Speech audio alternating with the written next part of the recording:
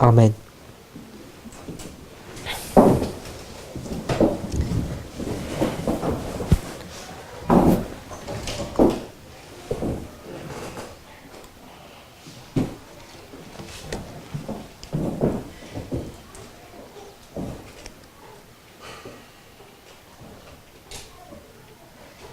So we're looking at day 3 year principle.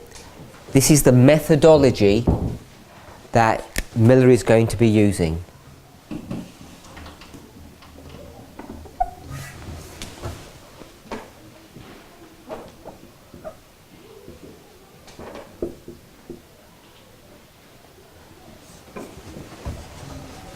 And the methodology that he employs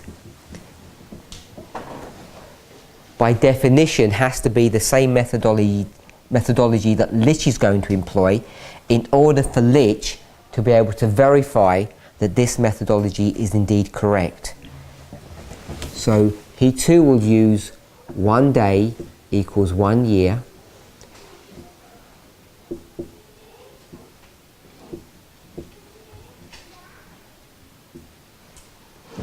And there's a question mark about his methodology, and there's a confirmation about his. We've looked at Numbers 14, Ezekiel 4. We looked at John 2:20. We saw what restoration meant. We have 3 restorations that we've looked at. There are more than that. We looked at, of course, John 2:20, the number 220. We then went to Genesis chapter 8, verse 4 to 14. And we could construct a 220 from that time span of 7 months, 17 days, 2 months, 27 days, ends up being 7 months and 10 days, 7 months, 30 days a month, 3 sevens are 21, put the 0 back, 210, plus 10 is 220 days to restore the earth back to its original condition. 1831, Miller begins to restore the authority of the King James Bible. That's the way Sister Ruth expressed it. It's correct to say that. He begins his public preaching. So someone else said that this is the formalization of the message. That's correct. We haven't spoken about what that actually means. But if we could just express it this way, it's a formal declaration of what he's been studying. He studied from 16 to 18 to 22, a long time period, 15 years I think that is. He's been studying for 15 years, and now he's going to formally declare what he's been preaching. It's a public declaration, and it's the unsealing of this information to the world or his audience. The information had already been unsealed to him previous. During this 2 years study, it was unsealed to Miller, but not to anyone else, because they didn't even know what he was doing. So it's a public unsealing as opposed to a private unsealing. That's why we're talking about it being a formalization or a formal declaration. So you go back 220 years and it comes to 1611. 1611 is when the King James Bible was put together. And the King James Bible, if you look at the original preface or introduction to the Bible, the way they speak about this Bible as though it's going to be a blow, I think they say to the man of sin or the Pope in some kind of derogatory way, because they recognize the Catholic Church, the papacy, has prevented the Word of God being spread across the world or to the people, to the average person. They've locked that Bible away so they didn't have access to it. Also, they've spread false Bibles around. They've changed things, so the King James translators are not happy with that. It's called King James because King James of England, I think it's James II, he has this issue with the papacy. Sometimes he likes them, sometimes he doesn't. he's now going to be encouraged by certain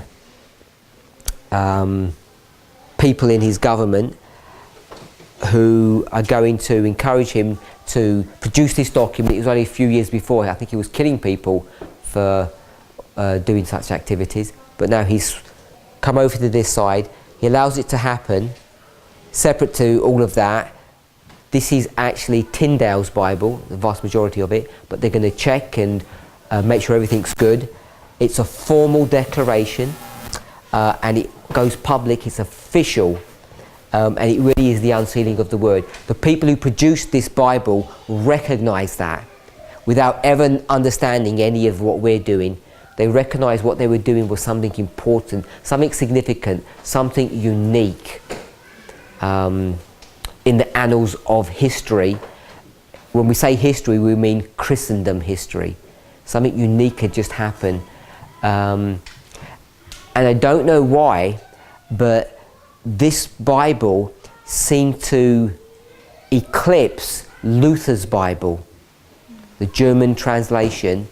This would be the equivalent English translation. I don't know why, but this seemed to have eclipsed it. And you come 220 years on, and you come into our history. No one really knows much about Luther's Bible, but everyone in the whole world has heard of the King James. Even if you don't read English, people have heard about it. It's become such a famous literary work. So it seems to have some significance in that sense. So we did all of that. So we looked at this scenario. Miller is going to make an assertion.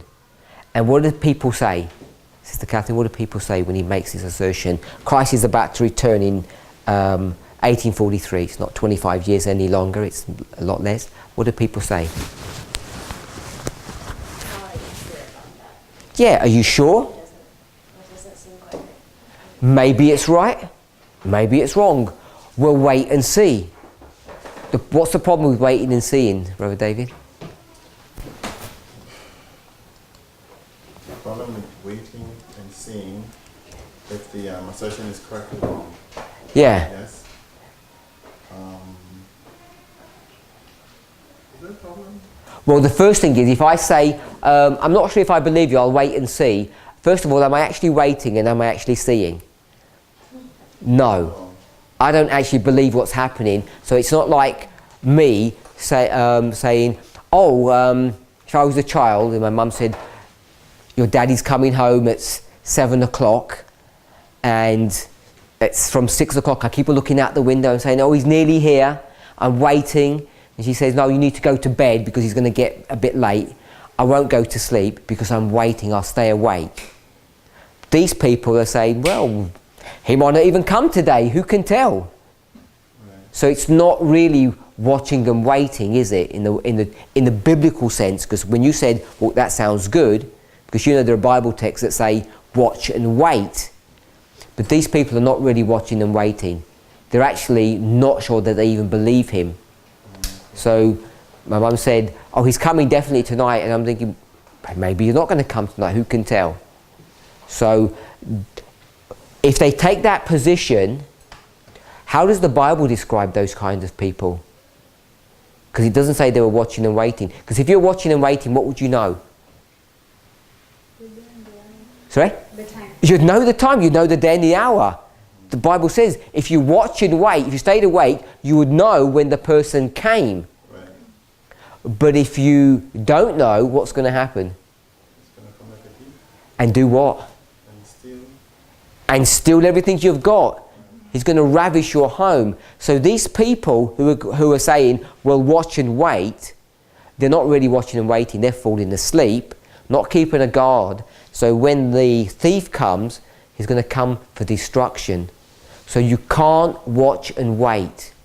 You can't say, well, I'll believe it when it happens, or seeing is believing. By that stage, it's too late, because when he comes, sudden destruction happens. But they're in a bind. They're in a difficult place. Is it fair upon them for this man to say, you've got to place all your confidence on me and my day for a year principle? It's a bit tough for people to believe. They say, well, what evidence have we got? and he doesn't really have evidence, so someone's going to come and help him. Who's going to come and help him? Lich is going to help. He's going to say, I'm going to provide the evidence that you need, so all the excuses get taken away. So now people no longer have any excuse about William Miller's message. William Miller says, what you're going to teach them to do this? And he says, I'm not even going to teach anything that you teach. I'm going to teach a random subject, nothing really to do with what you're teaching, but there's going to be in this random subject enough evidence for them that they'll believe you. All sounds a bit convoluted, but it works upon this idea that he's going to use the same methodology in his random study as Miller used in his targeted study. He's talking about the second advent, this huge event. He's going to use day for a year to do it. So Lich says, well, I'll use the same principle. And when I've proven that day for a year works, all the excuses are taken from people, and now they have to accept. Because now if they reject it, what position do they find themselves in?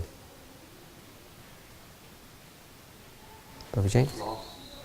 Lost. In their relationship with God, what standing are they in with him now? Because they could legitimately go to God and say, you know what, we don't know even if you're correct or not. How can we trust this person? They could legitimately say that.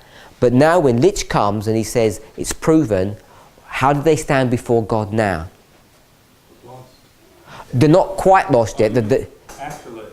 Yeah, after Lich. And they refuse? Yeah. Wow. What's their standing now with God? They're going to be lost. They're going to be lost, but what's their present standing with him?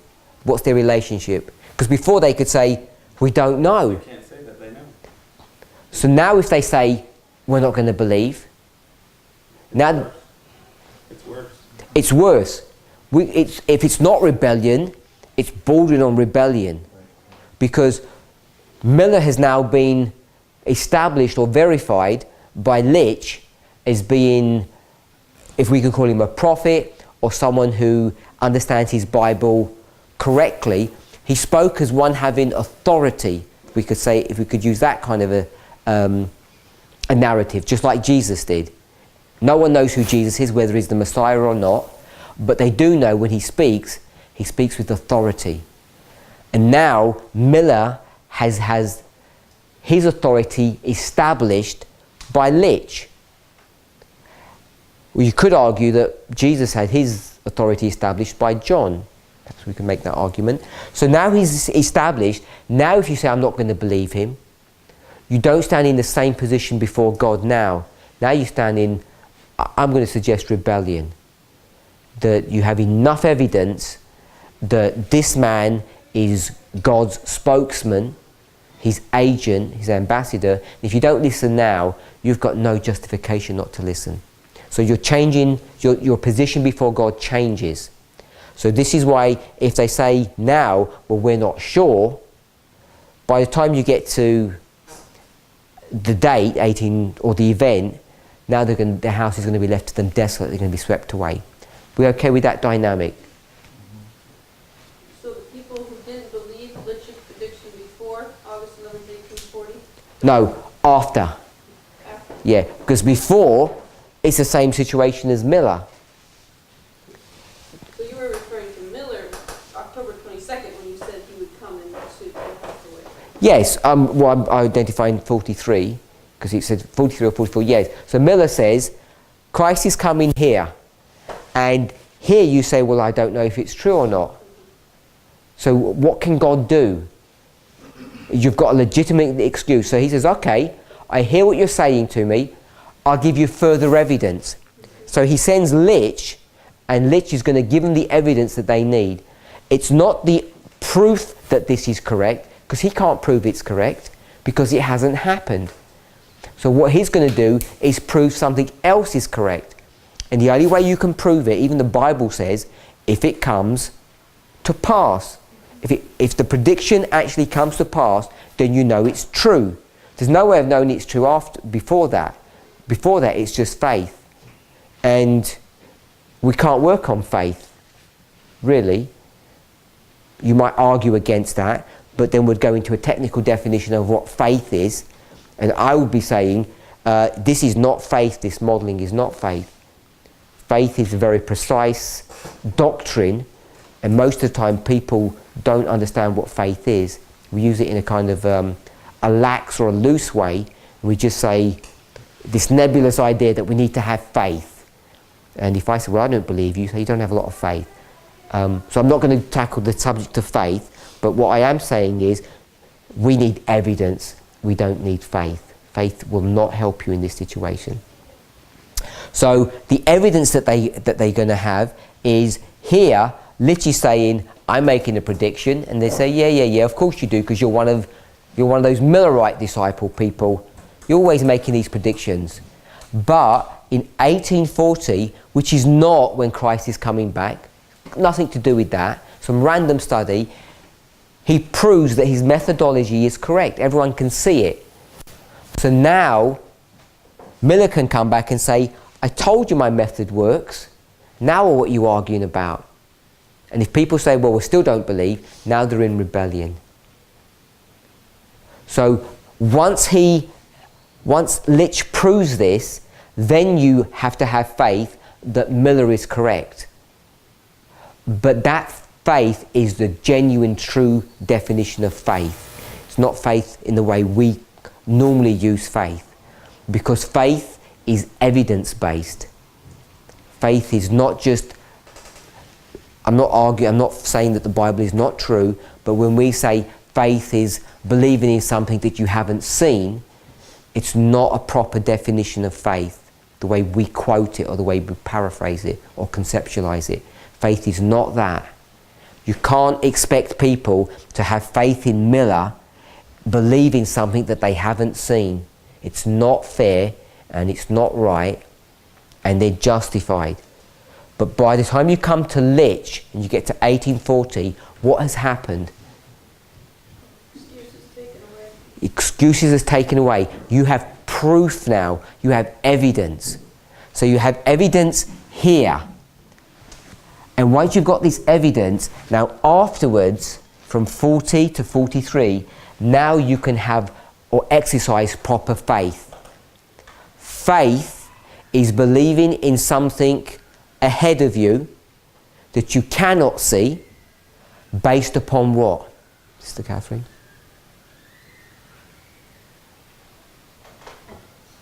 Sorry? Evidence. What evidence? Yes, it's based upon evidence. What evidence? We're here. We're here in June 42. We'll just pick up that way.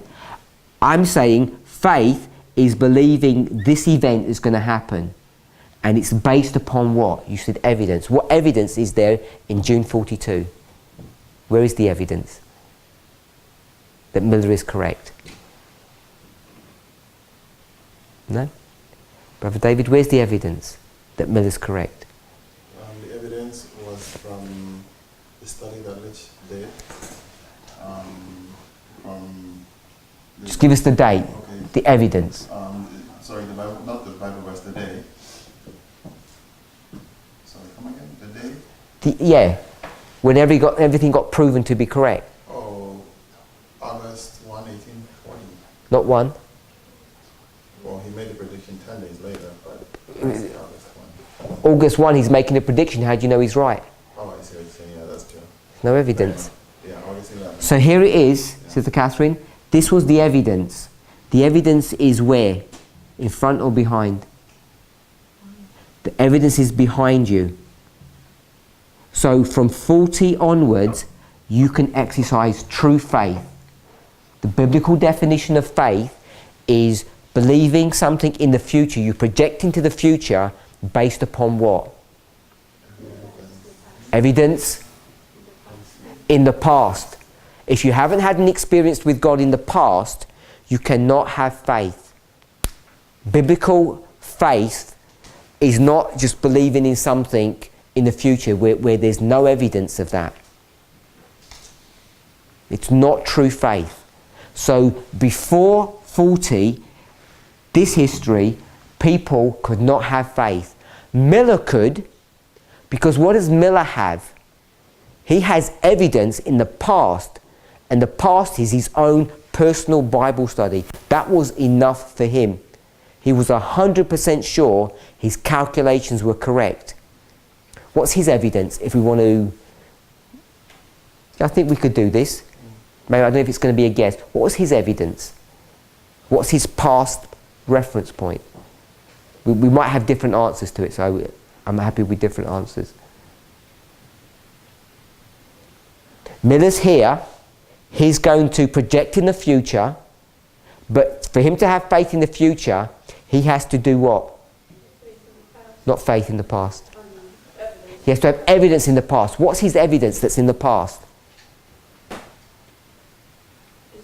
His life, or is it There's different answers. What would you think?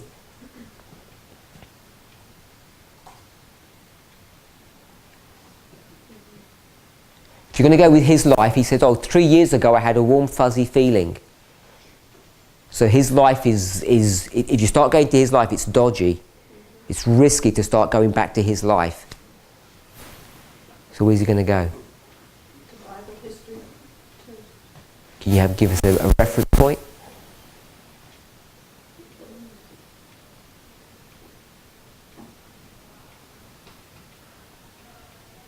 Where did he get this from anyway? 2200?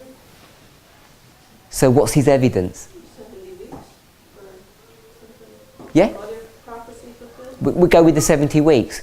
When does the 70 weeks begin?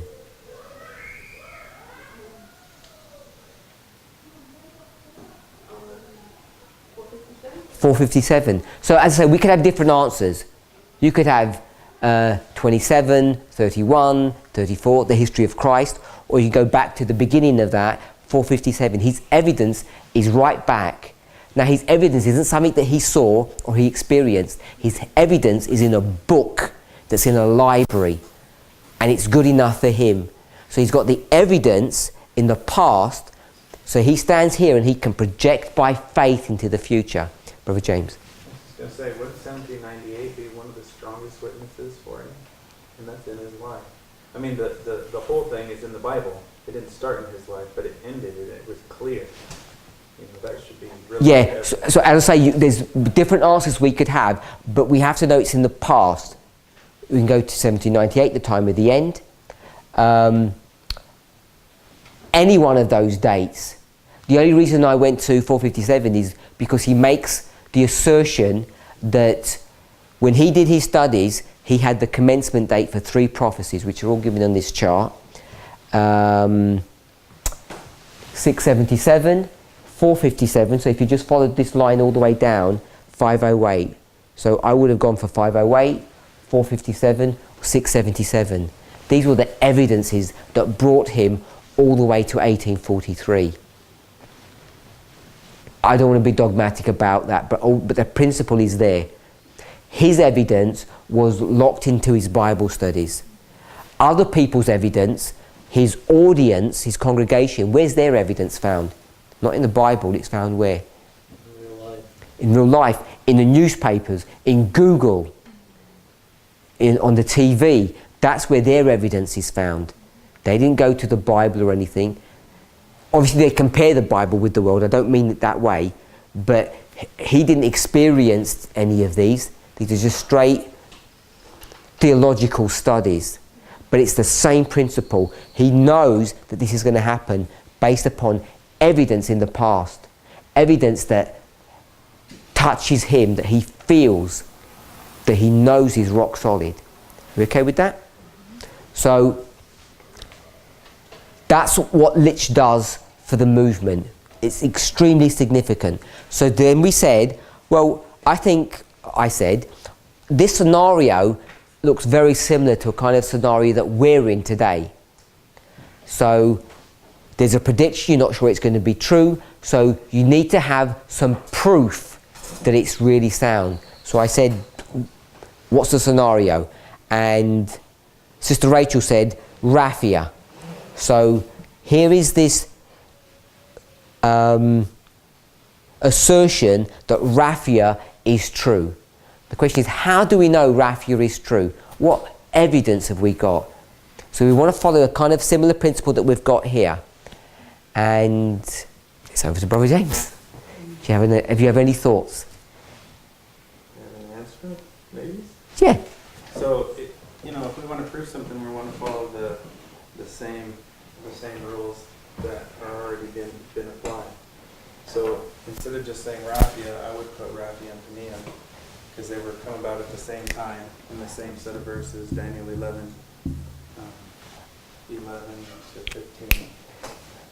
So we have a set of verses, we have a reason, but there was a methodology that gave us those verses. And that methodology came about in 1989, which is line upon line, the reform lines, and that's based off of from Daniel 11:40 to 45. Daniel 11:40 to 45 is pointing to the Sunday law and closed probation time. Raphia and Panium are pointing to a period that's before them. So if one is going to be able to prove the other, you have to have the same rules in place. And so I think all of that fits. What I think is interesting, since it's been put on the board like this, is we're not going to have just one evidence, we're going to have two evidences. What are the two evidences? Raphia and Panium. Evidences for what? What we say about the Sunday law and the closed probation. Okay, so what you've done is you've changed what Sister Rachel did. This event is not Raphia and Panium then. This is Sunday law, because you're saying Raphia and Panium are the proof that Sunday law is going to happen, if I understood you correctly. No, well, Sunday law and the close of probation. Okay, whether it's Sunday law... Methodology. Yeah, but Same first message the end goal is the Sunday law. for one group, but for the world it's not. So when you say Sunday, you're not referring to Daniel 11:41? What are you referring to? The period between 41 and 12 months. Okay, yeah, so I'm happy that 41, so just the proper Sunday law. So we're making a prediction that the Sunday law is coming. How do we know we're correct? We have to have something that's set up before, and we have to experience the before we can prove that the Sunday law is going to happen. So we have to get past raphia in order to be certain that Sunday law is coming. Yeah? So this then wouldn't be raphia and panium, this would be the Sunday law. Raphia and panium would be here. This would be raphia in that scenario, and Sunday law would be here. Just like August 11, Yeah. 22. So August would be raphia, and 43 would be Sunday law. Yeah. But I thought Sister Rachel was saying raphia was here, so that's why I said she was making this. Oh, I misunderstood that. I thought No. Both of them, your model was complete, and her model just started. She wasn't able to finish it. So where today, if we're going to go with your model, where are we today in this line? Approximately. Where? Past 40. Sorry? Past Can't be 40. past 40, because 40 is raphia. If we're putting raphia there, then yeah, we're before it. Okay, so we're saying 38. So we're in 38 yet at the moment. We're predicting raphia. So we're still in the stage where the question marks are still there. So we don't know that the Sunday law is going to happen. We think it's going to, but we don't know. We won't know until raphia comes. So let's do what Sister Rachel did and say raphia is the end. Okay, so if raphia is the end, what would August have been? August is the proof. It's going to come before raphia. So there's a proof, and we have to predict this thing, and when it comes to pass, we're rock solid that raphia is coming. Did everybody get that? Sister Denise, you look glazed over. I'm trying not to get distracted. Can you repeat the last part? Brother David, do you understand what I'm saying? I think think I did. Let me restate it and it shows if I did or not. Okay, Sister Catherine, did you understand what I'm talking about? Yeah? Okay, Brother David. So you're looking, so... Don't go to, first I want you to go to Brother James's example. Okay, with Brother James, I was thinking about her example, since we had said let's use her model. Oh, yeah, I know, but I want to go through his one first because he had a complete package. So, in order for us to be able to... Before you, when the son-in-law... let me just interrupt you. Before you write this down, if you're going to copy it, be careful how or what we're doing. This is not a typical line upon line, and as we're lining up waymarks in the Millerite history, this is not the way you would normally do it. And I'm not saying this is some kind of line that we're creating. So do take heed to that. So I'm going to put 31, 38, 40, and 40 is the star. That's the proof. And then we'll put 44. Do you agree with that? Yes. Do you agree with that, Brother James? Yeah? So 31, Miller is going to project to here. 38, Litch is going to project to here. And when he projects to here, and you get to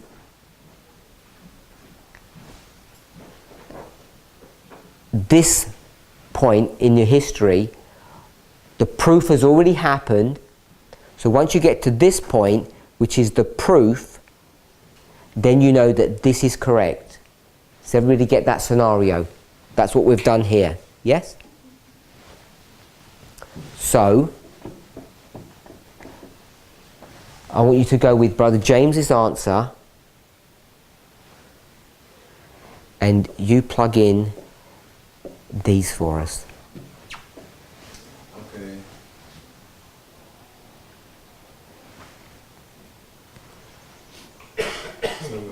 So for 31, we would have, this is the line. What line is this? Our line. This is our history. Okay. So when you say our line, wait, we're talking about line of the priest or line of 140? Do whatever you want. He said Daniel 11:41. Okay, so we have 40. Now I'm going to plug in the numbers as they come to my mind, not in any direction, in any particular way. So where you have the year 40, I'll put 2019 or 19.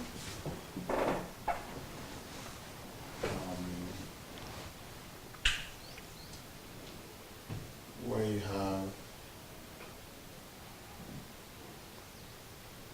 44, I'll put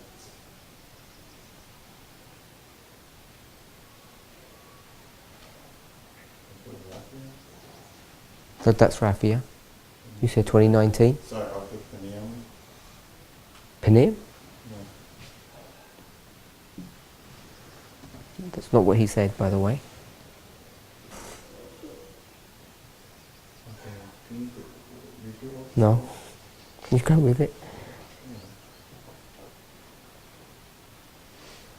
And then for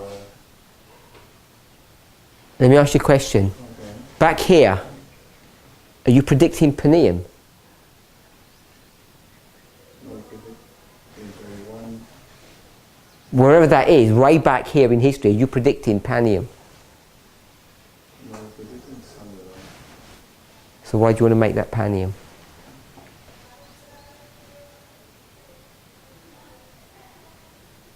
So I had said you put 19 and you put R, right? So I guess the way I'm thinking about my mind is different, but I think where you have P is Sunday law. That's what I'm thinking in my head. Okay, Sunday law. Yeah.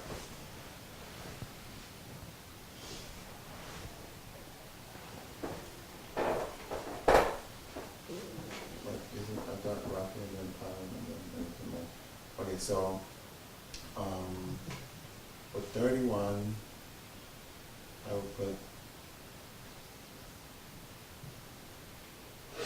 I'll put 2012.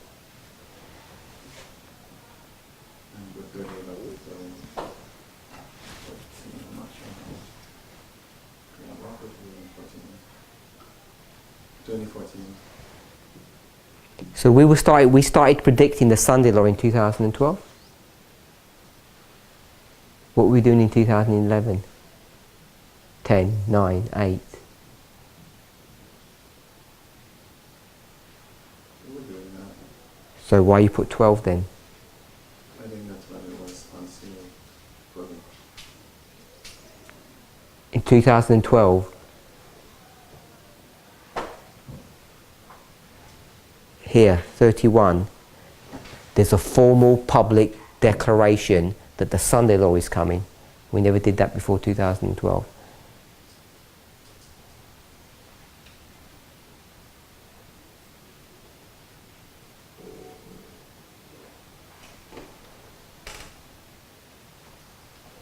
Brother James? You want me to clarify, or you just want me to answer your question? We proclaimed it long before 2012, When? 1989. Okay, so we can put 1989, but what I want to put when we talk about formal, public, 96. is 96. It's the same waymark, in fact. It's the formalization. So this is 96. The Time of the End magazine. Here, we formally make a public statement that the Sunday law is coming. And no one's believing us. So if they're not believing us, you can't blame them. So we have to, God has to give them evidence for them to believe. So Brother James says the evidence, the proof is Raphia. So you have to get to the other side of Raphia to prove this to be correct. It's not going to work before. So we have to predict Raphia. When do we predict Raphia?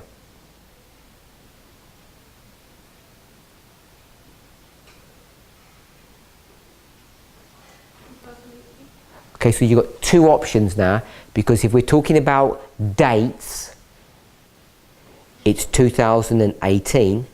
If you're talking about the concept, it's 2016. So depending on the point we're making, it's 16, we identify Raphia. 18, we give the date for Raphia. 2019, the symbol of Raphia. So are you okay with that? Yeah. Brother James, have I portrayed what you said accurately? I was just going to say, Lich said it 2 times too. Oh yeah, Lich says it 2 times. So what we will do is, we'll modify this. We'll put 38 and we'll put August 1. So August 1 would be 2018 and this would be 2016. Would that work for you? Yeah? Okay, I like that. Okay, so he set up this scenario, if we're okay with that.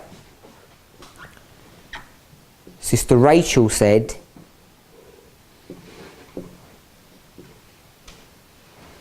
Raphia.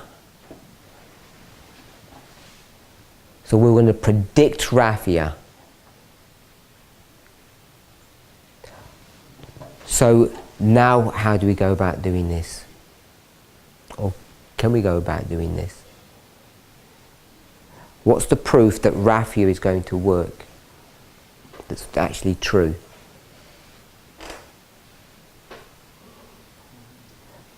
Now this one becomes more complex because we only use the word Raphia quite late in our history, but Raphia comes under a different title as well.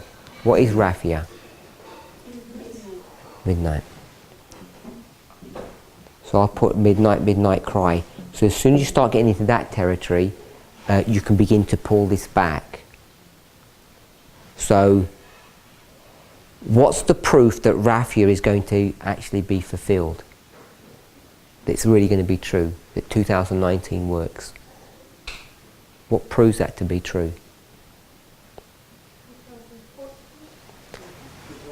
Here it is. This one here. It's 2014.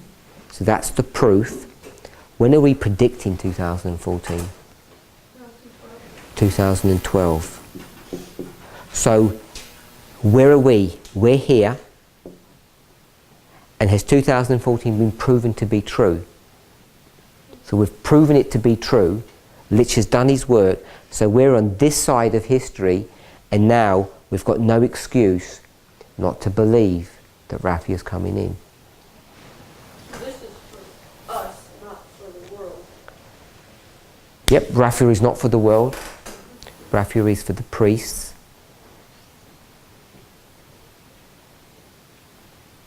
So, For Adventism, I should say, if that's a better way of saying it. so the Sunday law is also for Adventism, National Sunday law? This one here, I don't want to say yes or no, because the story is never that straightforward. It is for Adventism, but it's also going to affect the world. Remember, Raffia also affects the world. This is a message for the world as much as it is for us. It's not so straightforward to say, is it for one group and not for another group? So I'm reticent to say that, because Raffia is also for the world. It impacts them.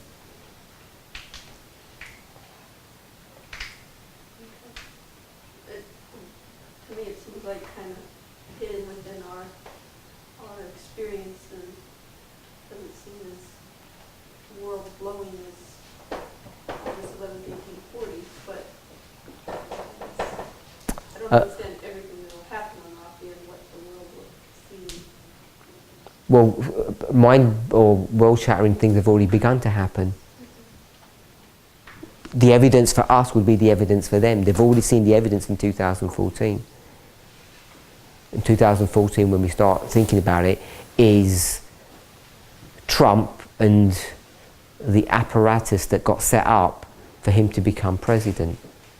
But because we've seen all of this already come to pass, we should now have true faith to believe in this event, because we've seen these events already transpire. And the thing is, if you're not confident in your belief on these, you're going to be in this history, the history that we're in now, and you're going to struggle, and you're going to stumble. And many people are in that situation. They're not sure what happened here. Was it completely correct? Was it only half correct? Just think of what happens if this was half correct. Where does that leave you? Half wrong, half right. People use that phrase. Where does that leave you for Raffia? Half right, half wrong. If it's half right and half wrong, you've already destroyed your Miller-Lich relationship. Lich wasn't half right and half wrong. Whatever he did for the movement was 100% on board, on target. It did its job. So therefore, whatever 2014 was, couldn't have been half right and half wrong. However you want to conceptualize what that means, it has to be 100% right. Because if it's half wrong, then we don't know if Raffia is true or not. We no longer have any direction or any message. It becomes extremely problematic if you see that 2014 was not the proof of this assertion that Raffia or midnight is coming up. You get into problems. Brother Douglas, you had your hand? No? Just carry on. Okay. Sister Daniela? I'm sorry to ask, what would be the 31? Okay, again, we could argue, when did we start understanding midnight cry? I think we could go quite far back. Some people might not say the time of the end, but we've known about the parable of the 10 virgins. At midnight there was a cry made and the virgins arose for a long, long time. And we've been presenting that for decades now. I would. It may be slightly before or after 1996, but it's a long time ago, long before any of this history came in. I just want to clarify the half right, half wrong. I don't know what to call it, but if you can shed some more light on it for me. Are we saying, from what I understand that you said, it's either all right or all wrong? Is that just based on what we're doing right now, or? Well, that's the evidence that I've given for that. It's not the only evidence that we have. There are other evidences that maybe are more complex, and I'm only identifying it because we've just gone through a study that seems to, for me at least, this issue jumps out at us. That you have this concept of what it defines what faith is. We know that Litch was 100% correct. Whatever the point he was making, we understand he's using the same methodology as Miller, and after that, I think correctly, we've taught for a long time now, many years, that this gave impetus to the message, and without his work, there wouldn't be a movement from 40 to 44. The 44 I'm marking is April. There would be nothing. So when you take that dynamic and you bring it into our history, and we were to say, I mean, you can see how neat it works on this level. The same scenario works here. But now there's, some people are saying that 2014 wasn't a real Sunday law, therefore, you know, half right and half wrong. If you believe it's half right and half wrong, we don't have any evidence that Rafi is about to come. Right. I think understanding this one, what I'm struggling with, or what's posing a little challenge is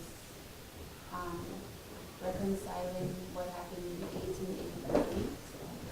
1888. 1888, and lining it up with what happened in 2014. That's the context that I first heard the half right, half wrong principle, if you will. So what about that? Is that accurate or? No, I don't think it is. Okay. If you want to see a proper good presentation on that, it would be Guadeloupe or Holland by Sister Tesh. She did. I think there were two in Guadeloupe. They're towards the end, and I think the presentations are actually called Half Right and Half Wrong, where she addresses this issue that it's not so straightforward to compare 1888 with our history. Now, to get context of that, and I presume that you've seen it, you'd have to watch Elder Jeff's presentations, which I presume you've seen, and you've seen his logic, the argument between Butler and Wagner. So when you factor even Butler and Wagner into the story, you see that it's not the application in our age is not the same application. Butler, if you take that history and bring it into our history, you can show that in the counterfeit line, it's very easy to see what's going on, because you can go back to Pope Benedict, who's a retired pope, which actually never is supposed to happen. You're not supposed to have a retired pope. And Pope Francis, they both have divergent views. One is the old established view and one is this new view. Butler is the figurehead of the established view. He's going to be fighting against Wagner, which has the new view. So that dynamic there is being mirrored in the world today, in the counterfeit. And who's correct and who isn't correct? if Pope Benedict has stepped back and he said, this is the new Pope, can he come in now and say, don't listen to the new Pope? So he can't go ahead and say that. So when you take that situation and you see in the Millerite history, 1888 period, 86 to 88, where that dynamic's happening, where the issue of the book of Galatians is going on, yeah, they are half right and half wrong. But when you come to our history and you see how that's been paralleled with the counterfeit, Pope Benedict and Francis, the old leader and the new leader, when you bring that into our line now, so the dynamic is not Butler and Wagner, it's now Francis and Benedict. Because the counterfeit is the same history, is the true history that's parallel in our true history. So in the movement, you'd have to go and see who the old leader is and who the new leader is. And once you do that, you see who those two individuals are. Then you'd ask the question, is the old leader coming in and saying, actually, the new leader is making mistakes or doing things which aren't quite correct, which is what Pope Benedict has recently done with Pope Francis in his handling of the child abuse cases that are going on, or the way he wants to clean up the church. He's saying Francis is not doing a good job. But on the other hand, he handed over the keys to Francis. So once he had done that, it's extremely inappropriate for Pope Benedict, the ex-pope, to come in and publicly critique what Francis is doing. It's not his, I don't want to say he's right, but it's not his job to do that. He should not be doing that. It's not the right thing to do. So if you take that into our history, if you have the old leader going to the new leader, and he says, I'm handing over the keys to you, then in the same breath saying, by the way, it's making loads of mistakes, or it's making a mistake. That's the scenario that it's wrong to do that. You can't take the scenario back to 1888 to do that, because 1888 is the line of failure, not the line of success. The Millerites is a failure, 1888 is a failure, and our line is a line of success. So if you want to parallel things, you wouldn't go to Butler and Wagner to prove what's happening in our history is being correct. What you'd want to do is see what the counterfeit is doing. And if the counterfeit is doing, you know, it shouldn't be done that way. And so you'll see that's what's being parallel in our movement. The old leader and the new leader, this critique of what has happened or what he said.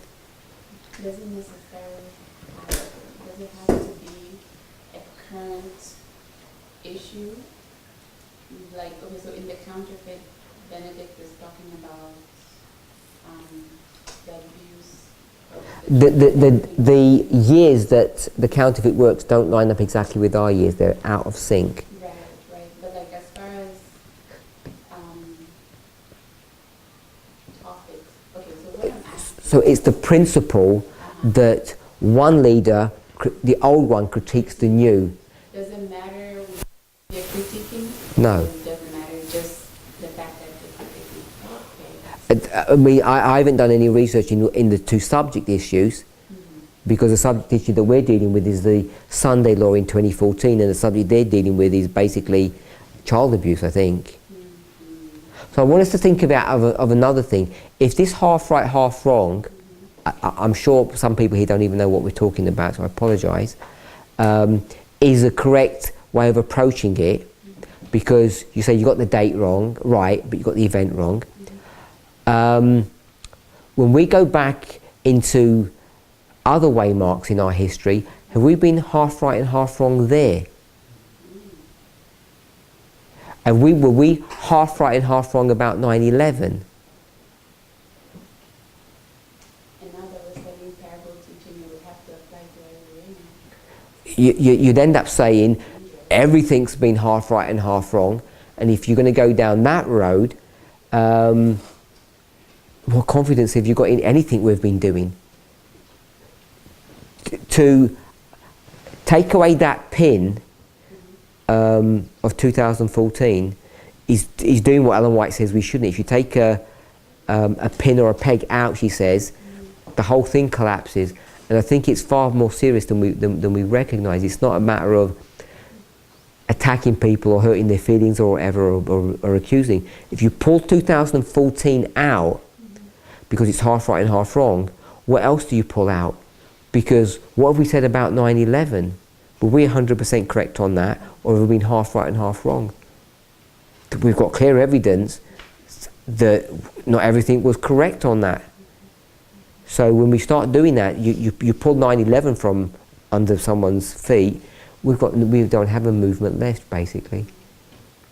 So it becomes extremely problematic to approach it this way. Plus the fact that when we start saying it was half wrong and half right, what was actually wrong about 2014?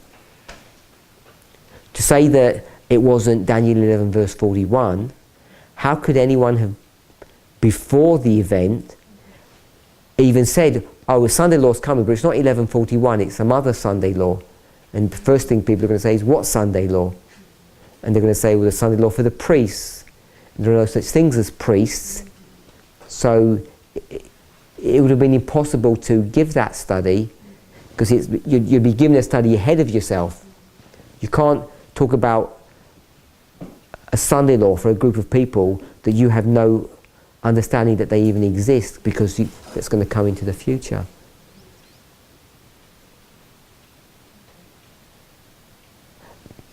Any questions?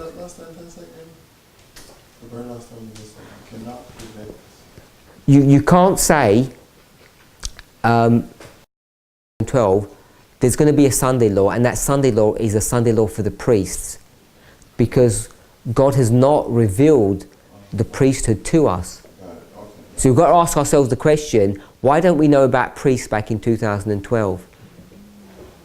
Is it our fault or God's fault? Where's the lack of, where's the problem with? At whose door does that issue lay? And I think it's at God's door. God didn't give us that information. And if he didn't give that information, how can we say Sunday law for the priests? Or we can just say it's Sunday law. And therefore it seems to me it's not a mistake in any way. Someone had their hand up? Yeah? No? That makes it a test, then, if you don't know about the priest and God doesn't show it to you. It's a test. Yeah, what happens immediately after 2014? Besides the leaving, the priest, the concept of priest just comes out of nowhere. As soon as we start studying Ezra 7, the subject of the priest comes up. Then we still had some misconceptions about how the structure of the angels work, the binding off. We stumble a bit with that. But the priests, Levites and Nethinims are right there at the very beginning. Those things have been refined and straightened out. We had some misconceptions on them. But those three things are all there right at the right time. And so as soon as you do that, you say, oh yes, of course, it was a Sunday law for the priest. That's what we were identifying. But you can't do that before 2014. So in that sense, it does become a test. But we flunked the test back in 2012. So now, you said some people are saying they hold fast to the half right, half wrong principle, and then some are not. You don't agree? And there's a vast swathe in the middle that question it. So if you question it, where do you stand? Sorry? It means you don't agree. John chapter 10, my sheep hear my voice. If the voice is, 2014 was the Sunday law, if that was the voice, if today we question it, then we're on the other side. You can go to the story of Carmel, when the false priests, what are they doing? They're dancing around the altar. What are the people doing? They're watching. They're not just watching, what are they doing? they're halting between two opinions. He says, why halt ye between two opinions? What does the word halt mean? Indecision. Half right could be. Okay, but the word itself, Halting? if you halt, Limp? H-A-L-T. Sorry? I've always wanted to stop. It doesn't mean start. Well, in the military, there's It means to limp. When it says the halt, blind and lame. Halt means you can walk but you've got a limp, or you're hopping around, yeah, like on one leg. So to halt means you're hopping around on one leg, you're in this place of indecision. When you're dancing, what are you doing? No, you're on one leg, jumping around. So halting and dancing are what? The same thing. If you go and check in 1 Kings chapter 18, I can't remember the verses, and check the word halt and check the word dance, and what will you find? They're the same word. They're exactly the same word. In fact, let's do that. I wasn't going to go there. No, I mean, I was just going to leave it as a discussion, but we'll look at the verse.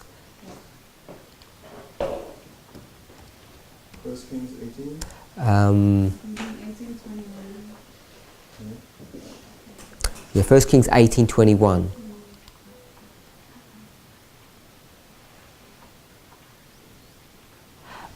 Speak out aloud so that everyone can hear your recap.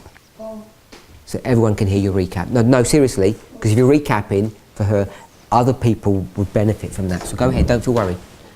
so we are looking at the word halting, and that's because CSOTP was asking about the half-right, half-wrong people who were not on one side, pretty much, and then the Parminder brought the issue of the Mount of Carmel.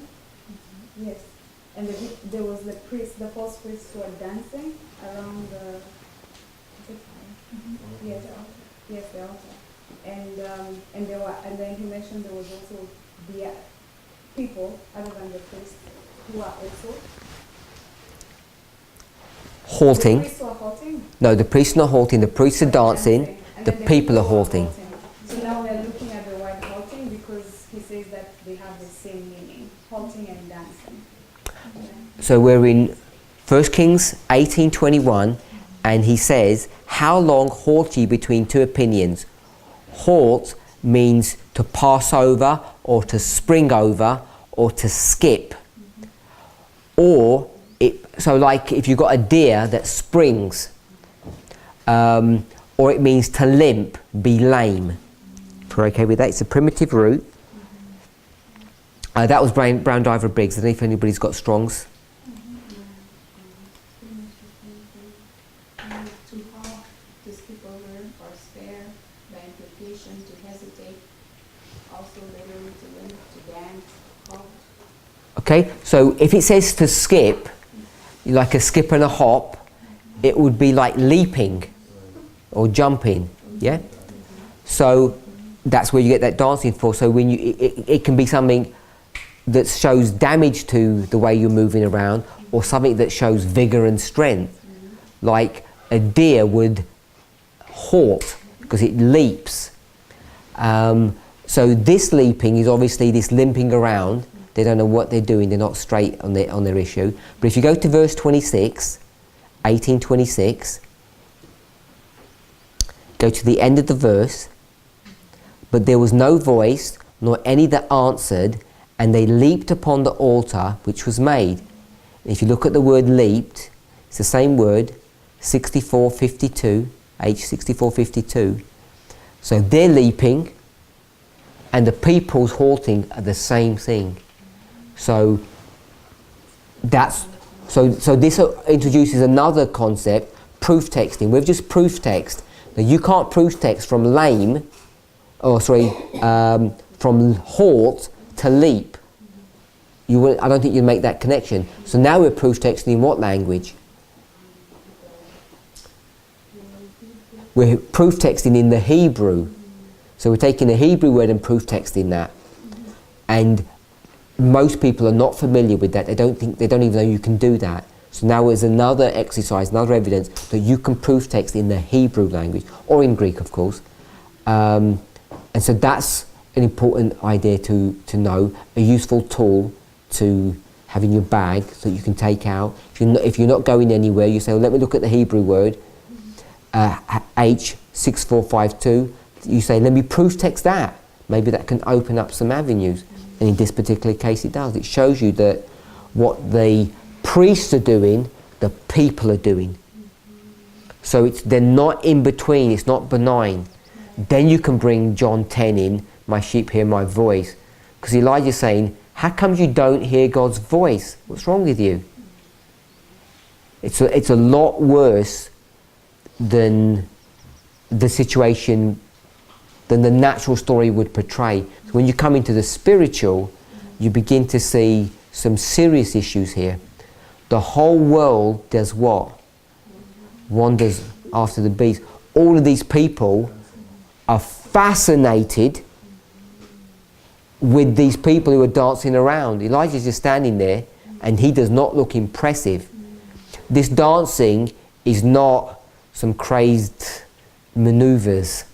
This is a ceremony that's done in order and majesty and precision, and they're all dressed up properly. It all looks really, really good. Then what do? They start cutting themselves to gain sympathy. So people say, these people are really dedicated to the faith. Who would do that? They must be the real McCoy, the real thing. They look the part, they're marching in order, it's a well-disciplined unit, and they're cutting themselves, they're 100% dedicated, they must be right. They're deceiving the people. And the people have bought into it, because they're halting. Which of us would halt between God and Satan? Any questions on that? Can't remember how we got there. Oh yes, I remember how we got there. Half right, half wrong. If you're not sure, I'm saying you're on the wrong side of the argument. Be sure. Brother So Douglas. with regards to half right and half wrong, because what we were learning in a previous class. Oh dear, have I done something that's different to your previous class? That's always dangerous. So from what I'm understanding. Which previous class is this? The Marcos class. Okay, so you trapped me. Naughty of you. Go on then, what have I done? What have I said wrong? So I'm trying to reconcile the two. So am I now. Yeah. I'm going to have to reconcile with my brother. Half right and half wrong works with principles in the movement that we had already passed over. Like what? 25 times.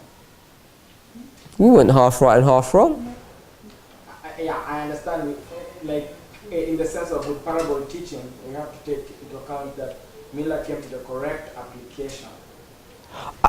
Okay, so you surreptitiously put me in this corner now, so now I'm going to have to defend myself.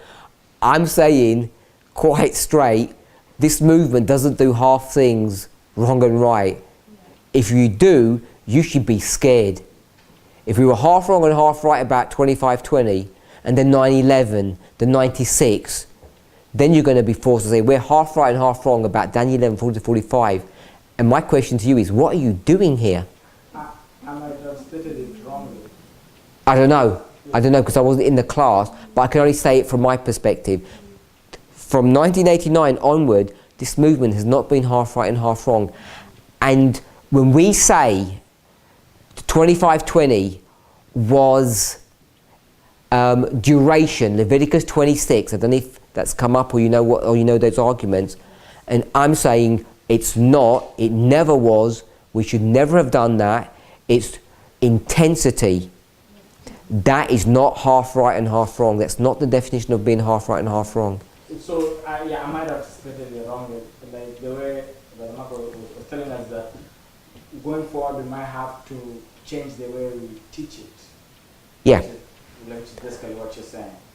So, from 1989 going forward, from my reconciliation, that the movement is not half right, half wrong, right? The movement does not make mistakes, right? But previously, some concepts that we had understood and we were explaining it this way because of the parable teaching, and now we're understanding and we're going deeper into it, the way we'll have to explain it to the world has to change. That's how I understand it. So the half wrong, half right issue is not coming on what the concept is, but in regards to how we understood it and how we explained it.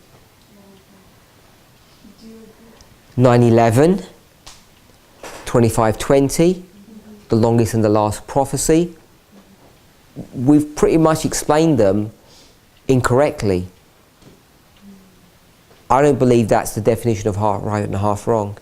So if you've explained it incorrectly, then what is that? Is it right or wrong? It's not listening to God. It's not studying carefully. If I want to take a negative perspective, if I want to take another perspective, God hides things from us that we don't know.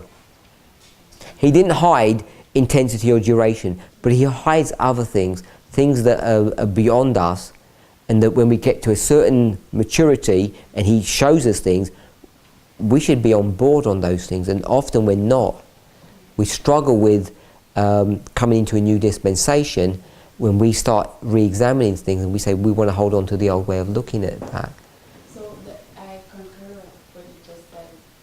The movement doesn't make a mistake in the sense that whatever happens, however it plays out, it's orchestrated by God.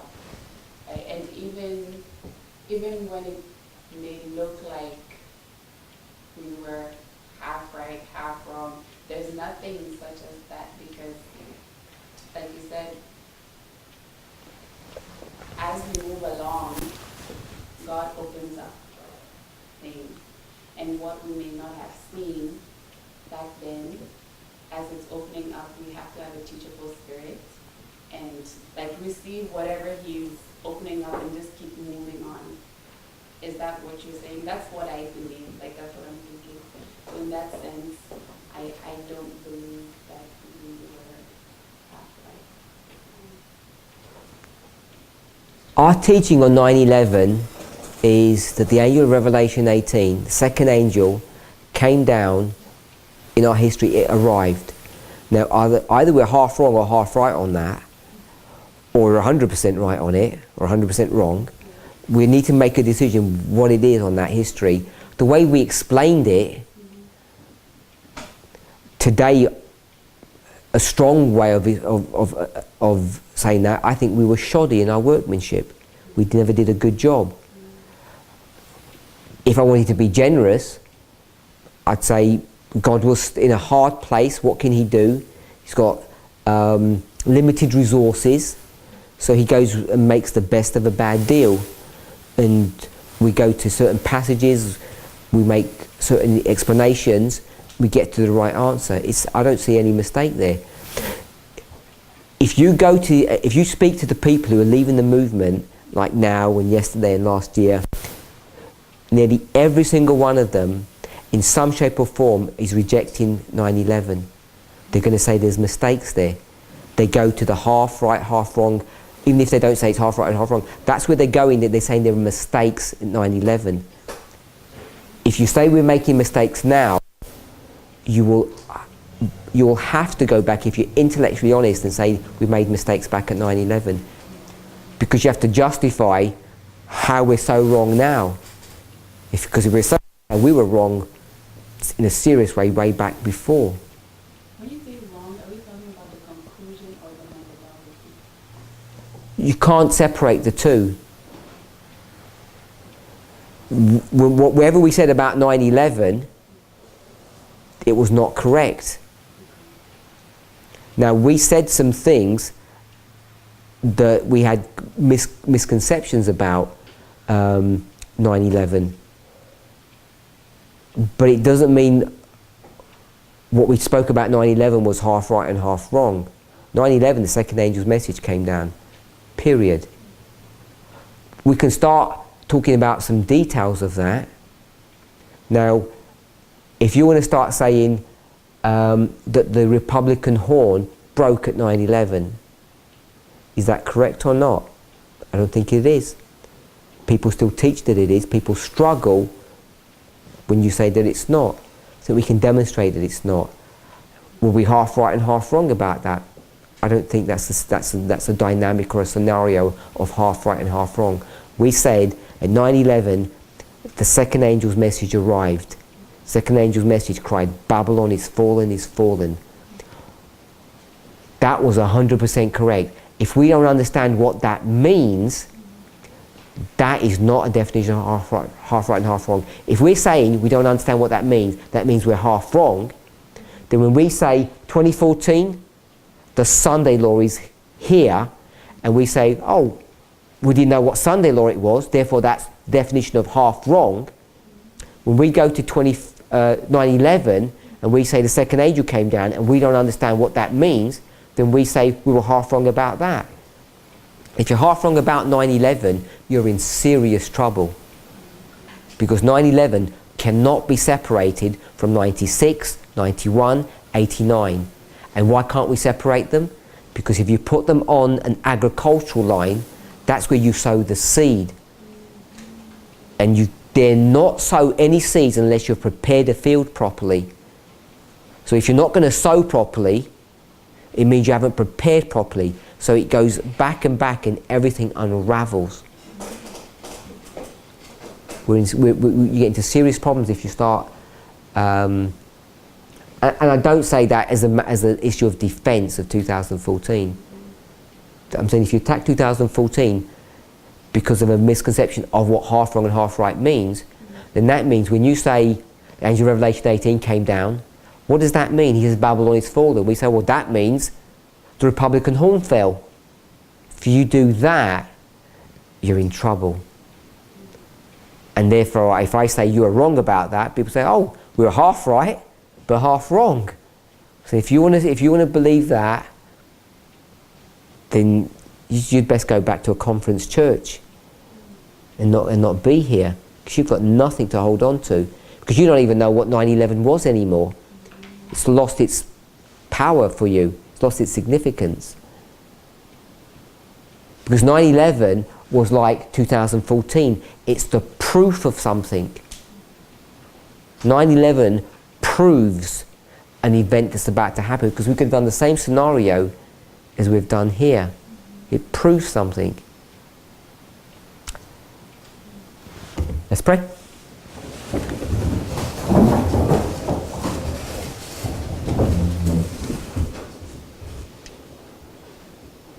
Heavenly Father, we thank you for your goodness. We want to ask and pray that you would be with us and guide us.